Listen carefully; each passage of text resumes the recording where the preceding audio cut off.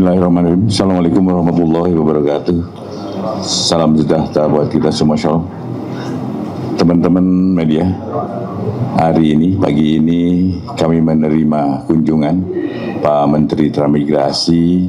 Ada beberapa hal yang kita bicarakan, tentunya dalam rangka sinergitas antara kementerian dan kemungkinan nanti ada support kami di dalam pelaksanaan pekerjaan. Dan bukan hanya itu aja, kami lakukan juga nanti akan ada pendampingan sehingga dalam pelaksanaan pekerjaan yang dilakukan jauh dari permasalahan hukum.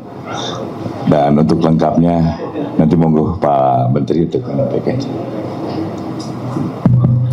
Baik, Assalamualaikum warahmatullahi wabarakatuh. Terima kasih rekan-rekan jurnalis atas kehadirannya.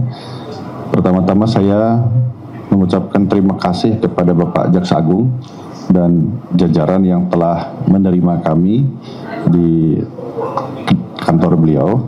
Ini sekali lagi tadi seperti disampaikan oleh Pak Jaksa Agung adalah bentuk sinergi dan kolaborasi di antara Kementerian Transmigrasi dan Kejaksaan Agung Republik Indonesia dalam rangka mensukseskan program-program Bapak Presiden Prabowo Subianto.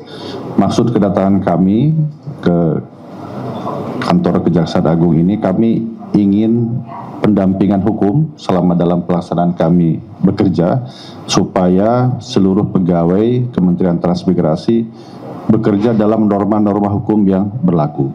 Yang paling penting adalah tidak adanya korupsi, kemudian mencegah kebocoran-kebocoran anggaran, dan apa yang dilakukan sesuai dengan prosedur hukum yang berlaku. Yang paling mengemuka adalah memang kami dengan kondisi yang ada saat ini di Kementerian Transmigrasi, kami ini ada keterbatasan anggaran. Jadi anggaran kami hanya 6% dari Kementerian Desa dan Pembangunan Daerah Tertinggal pada waktu tahun 2024 ini, itu hanya sekitar 194,1 miliar rupiah. Di tahun 2025, anggaran yang kami terima dianggarkan sekitar 98 miliar rupiah. Ada kemungkinan adjustment mungkin sampai dengan 122 miliar rupiah. Tetapi itu bukan merupakan halangan atau hambatan untuk kami bekerja. Kami sudah bulatkan tekad dengan seluruh pegawai Kementerian Transmigrasi untuk mencari peluang-peluang lain. Karena sesungguhnya Kementerian Transmigrasi itu adalah kementerian yang kaya.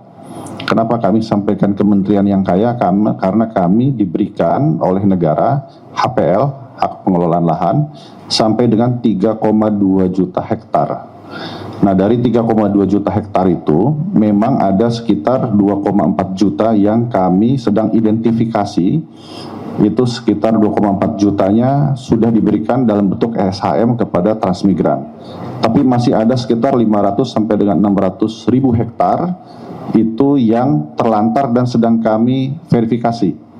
Nah, harapannya yang HPL yang terlantar itu betul-betul dimanfaatkan untuk nanti pengembangan ekonomi di kawasan-kawasan transmigrasi.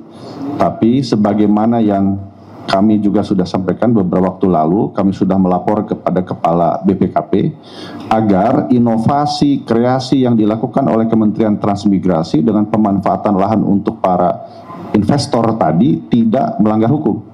Karena kami berharap yang kami upayakan tersebut itu juga bukan hanya memberikan keuntungan untuk para transmigran, tapi juga untuk negara gitu. Ada PNBP-nya.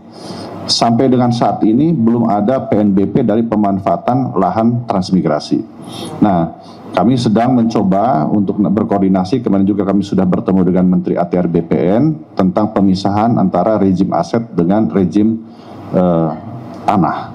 Selama ini transmigrasi itu menggunakan rejim tanah. Jadi sifatnya konsumsi begitu, diberikan langsung, dihibahkan kepada masyarakat transmigran. Tapi bagaimana dengan tanah-tanah terlantar tapi bentuknya HPL transmigrasi? Nah, itulah yang kami coba kembangkan dalam bentuk KPBU, kerjasama pemerintah badan usaha.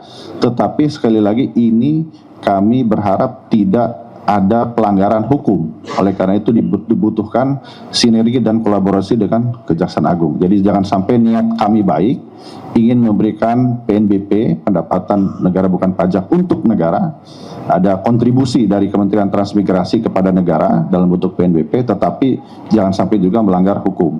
Ada sekitar 16 IPT, memang kalau ada pertanyaan dari wartawan kemarin, apakah sudah ada investor yang juga berminat dengan kawasan-kawasan transmigrasi?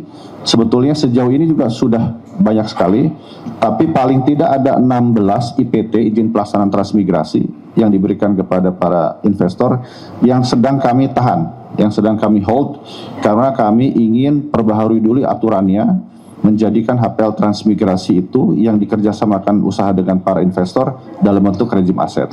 Sehingga nanti kita gunakan peraturan Menteri Keuangan terkait dengan hal itu.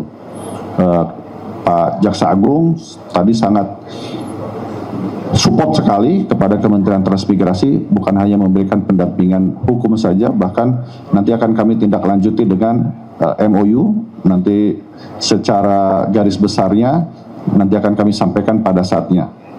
Demikian, terima kasih. Cukup? Oke, baik.